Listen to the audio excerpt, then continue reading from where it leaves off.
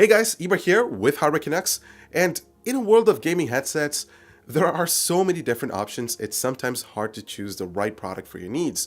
Do you prefer a corded, cordless, stereo, or a surround sound setup?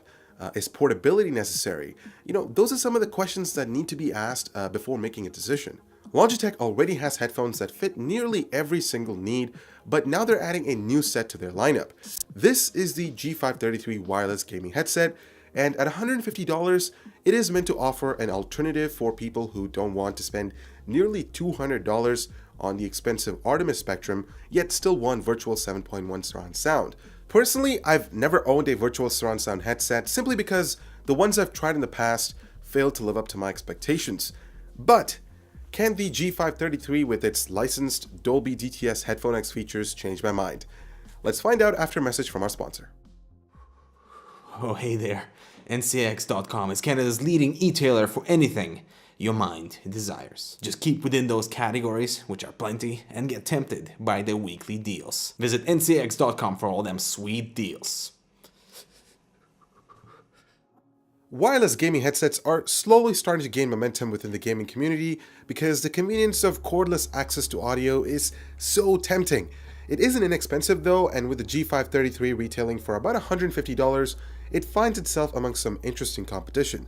There's the SteelSeries Siberia 800 that retails for $300, the Razer Manowar for $170, and Logitech's own flagship headset, the G933 wireless for $200. And let's be honest here, the G533 is similarly priced to the wired 7.1 G633, but it's lacking a few of that headset's aesthetic features. Our review video link will be posted in the description if you're interested. By looking closer at the G533, it should be obvious this is Logitech's entry-level wireless surround sound gaming headset. While it has many of the G933 Artemis Spectrum's features like DTS Headphone X, Pro G drivers, and a 2.4 GHz single band, things like RGB lighting and the programmable G keys have been removed. Basically, this is a simpler take on a proven formula that suits me just fine since I'm not a big fan of RGB lighting on a headset. The G533 is mostly made out of plastic materials, which is definitely not a bad thing because this maintains the lightweight structure that I prefer on any gaming headset. Although the glossy finish on the outside of the ear cups attracts fingerprints like a champ, so be mindful of that. The sports mesh material on the ear pads have plenty of cushioning to prevent your ears from making contact with the drivers, and it's designed to circulate air rather than capturing it.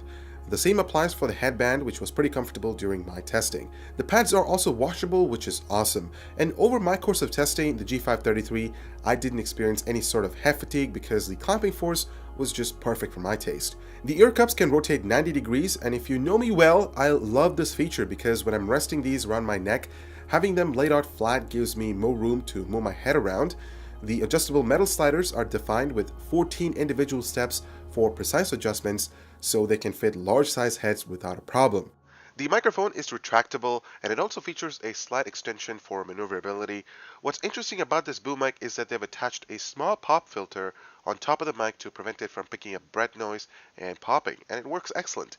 Plus, Logitech has also implemented noise cancelling characteristics to eliminate background noise, and as you can hear, it does a pretty good job doing that. For example, when I'm typing on a mechanical keyboard, mind you, these are Cherry MX Blue switches, so they do exhibit quite a bit of noise. The mic barely picks it up without overpowering my voice, so that's pretty cool. But judging the sound quality, it's passable in my opinion. It's definitely not one of the best, but if you pay close attention to the audio levels, my voice and the background noise sound almost similar, so Logitech hasn't done anything to give emphasis on vocals, which is disappointing because I was expecting something closer to the Revolver headset from HyperX, which has one of the best microphones that I've tried recently. The headset also features side tone that lets you monitor your voice as you're speaking through the mic, which is pretty cool. Logitech hasn't implemented a ton of macro buttons like what's found on the G933 and G633, but there's a simply on-off switch to enable the wireless mode and a button that's set to function as a mute command by default. You can actually remap this button to perform other tasks through the driver software that I'll get to in a moment. Right beneath is where you'll find the volume dial that has very light steps for quick volume adjustments, or if you'd like to perform that precisely, this dial does it in 2-step intervals. One major advantage of not having 10 buttons behind the headset is that you don't have to spend too much time figuring out controls, and from my experience, on-the-fly adjustments were perfect. Logitech has one of the best driver softwares in the market, no questions asked. If you own a Logitech gaming peripheral, this would be a plug-and-play method for you because it's a unified software for all of their peripherals.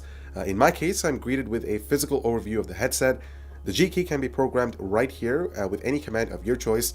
Thankfully, Logitech has a handful of pre-programmed commands that users can take advantage of.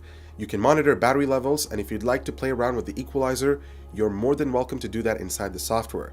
As you can see towards the left, you can choose between 6 different presets. And finally, the 7.1 surround sound tab lets you enable this feature, but do note that you can assign this to the G key. Either way, this allows the user to adjust the volume levels of the 7 audio channels, plus there are certain presets for the surround mode. Regular stereo mode is selectable too, and that's an absolute necessity when listening to music. All in all, great stuff, Logitech. Now moving on to sound quality, and I have to say this thing surprised me. Now remember, headphone reviews are typically subjective, so opinions are purely from my own perspective. With that being said, I thoroughly enjoyed my experience with the G533. A few weeks back I reviewed a $100 gaming headset from Cooler Master, and they sounded terrible for the price, but man, switching back to the G533 took a whole new turn. Logitech has always been known for their fantastic Pro G drivers, and this one does not disappoint. I tested games by enabling the DTS headphone surround sound mode, and let me tell you, I have never experienced virtual 7.1 surround sound like this. A perfect example would be Battlefield 1, which has a built-in sound preset specifically designed for the Logitech Pro G drivers, and it's interesting how they were able to simulate a virtual 3D environment with just 2 drivers on the headset.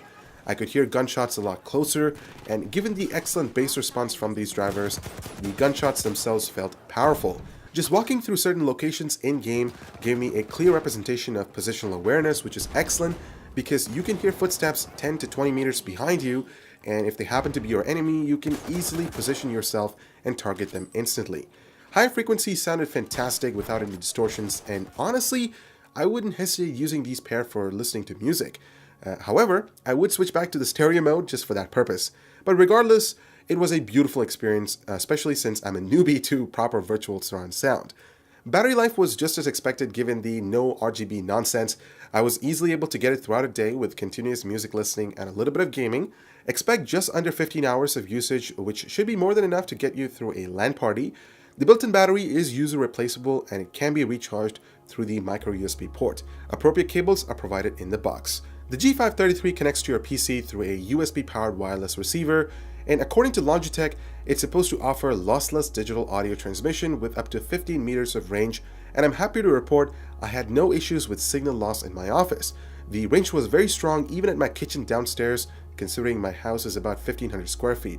Unfortunately, the gaming headset can only be used in wireless mode. The included micro USB cable is only used for charging and updating the firmware on the headset, so be mindful of that. To conclude, the G533 from Logitech has delivered a fantastic wireless audio gaming experience in both stereo and surround modes. Like I said in the beginning, wireless audio is a tempting yet expensive route to take. However, given that these exhibit an excellent soundstage, not just for gaming, but also for listening to tunes, and if you have the money, they are a very good investment. Unfortunately, the microphone is definitely one of its weakest points, but it's still passable, so just keep that in mind when you're using the G533 for competitive gaming. Speaking of feedback, I want to hear your thoughts on wireless gaming headsets. Is it something that you're interested in? Plus, what do you guys think of the G533 from Logitech? Leave a comment down below and I'll make sure to check them out. I'm Ibar with Hurricane X. Thank you so much for watching, and we'll see you in the next one.